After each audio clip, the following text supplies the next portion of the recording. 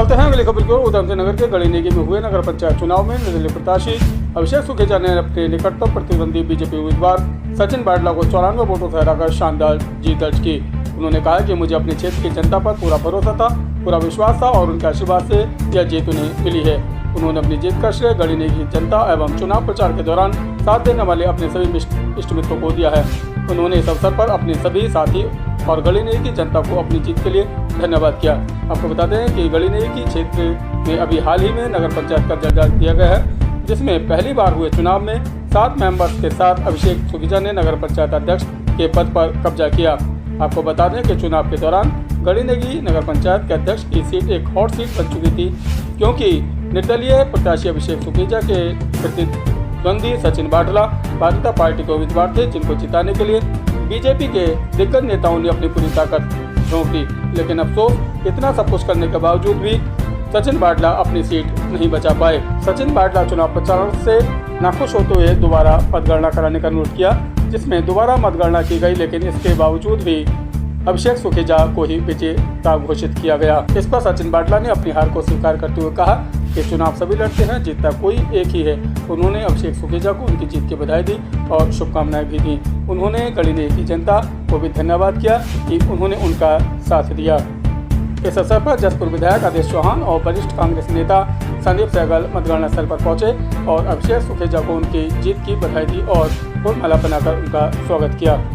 पत्रकारों के पूछने पर कि क्या वह आने वाले समय में भारतीय जनता पार्टी को ज्वाइन करेंगे, तो उन्होंने कहा कि मैं पहले से ही भारतीय जनता पार्टी का सिपाही हूं। हालांकि ये भविष्य के गर्भ में है, लेकिन उन्होंने इशारे में भारतीय जनता पार्टी में जाने का साफ निर्णय बता दिया। प्रशासन ने जीते हुए उम्मीदवारों को प्रमाण पत्र देते हुए उनको जीत की बधाई दी और शुभकामनाएं दी। जीते हुए उम्मीदवार इस प्रकार से हैं: अभिषेक सुखेजा नगर पंचायत अध्यक्ष 94 वोटों से जीते, वार्ड नंबर 1 से रजनी 263 वोटों से जीती, वार्ड नंबर 2 से लवकुश 34 वोटों से जीते, वार्ड नंबर 3 गोविंदपुर से दिलीप सिंह 125 वोटों से जीते, वार्ड नंबर 4 चामुंडा नगर से अर्पण चावला 305 वोटों से जीते, वार्ड नंबर 5 रामेश्वरपुरम से सुगंध 230 वोटों से जीते, वार्ड नंबर 6 आदर्श नगर कुलविंदर कौर 128 वोटों से जीते और वार्ड नंबर 7 अम्बेडकर नगर से नरेश कुमार 169 वोटों से जीत दर्ज की। जीते हुए उम्मीदवारों के समर्थकों ने माला पहनाकर विजेताओं का स्वागत किया और शुभकामनाएं दी। इस दौरान पूरे मतगणना स्थल पर सुरक्षा की दृष्टि से और किसी भी अप्रिय घटना से निपटने के लिए जगह जगह पुलिस बल तैनात रहा। जी, आज आप विजयी घोषित हुए हैं नगर पंचायत गढ़ी नेगी से, कैसा लग रहा है? अच्छा लग रहा है। बाकी मैं सबसे पहले धन्यवाद करता हूँ सरकार का, जिन्होंने निष्पक्ष होकर चुनाव पाया, और साथ ही धन्यवाद करना चाहता हूँ नगर पंचायत गढ़ी नेगी जनता का, जिन्होंने मुझे विश्वास जताया और मैं उनको विश्वास से जवाब दूंगा।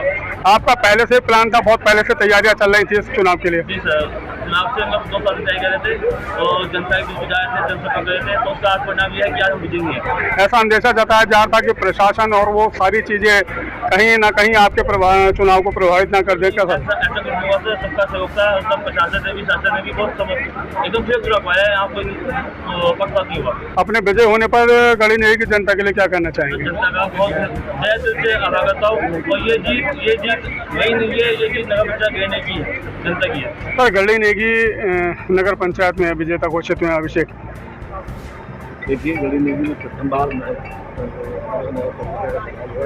और उसमें हमारे हमने कांग्रेस से समर्थन दिया था, कांग्रेस का हमारा प्रत्याशी नहीं था, और क्योंकि भाजपा की जो नीति है उनके खिलाफ में युवा शक्ति ने एक आंदोलन किया और महिलाओं ने, और उसी का परिणाम है कि भारतीय जनता पार्टी रहेगी और हमारा यूथ में, इसके लिए उनको सबको बधाई और शुभकामनाएं। सर, ऐसा देखा जाता है कि जीतने के बाद जो निर्दलीय प्रत्याशी होते हैं वो सत्ता पक्ष में जाने के घोषणा कर देते हैं या इच्छुक रहते हैं, क्या कहेंगे? समझ सकते हैं कि सत्ता सभी हथकंडे अपना, अब लेकिन कुछ लोग दबाव में आ जाते, कुछ नहीं है। जैसे आपने देखा होगा काउंटिंग को कितनी बार कराया गया, कि सत्ता का दबाव है। ये तो जब एक बार काउंटिंग हो गई तो रिकाउंटिंग कितनी बार, लेकिन सत्ता का दबाव होता है, लेकिन कुछ लोग सत्ता को नहीं मानते और कुछ दबाव में आ जाता है। सर, इस प्रकार के चुनाव आने वाले जो वर्ष है, चुनावी वर्ष है, किस प्रकार से देखते हैं इस प्रकार के चुनाव को जो बीजेपी की यहाँ पे हार हुई है? यहाँ पे नहीं, देखिए आज उत्तराखंड में अभी जो चंपावत चुनाव है वो भी निर्दलीय प्रत्याशी, तो ये भाजपा से त्रस्त है जनता, इसीलिए उसके विरोध में वोट दिया। तो ये परिणाम है आने वाला 2027 कांग्रेस का होगा और भारतीय जनता पार्टी का। अभिषेक जी के लिए क्या कहना चाहेंगे? उनको बहुत बहुत शुभकामनाएं बढ़ाई, क्योंकि वो प्रथम चेयरमैन बनी है।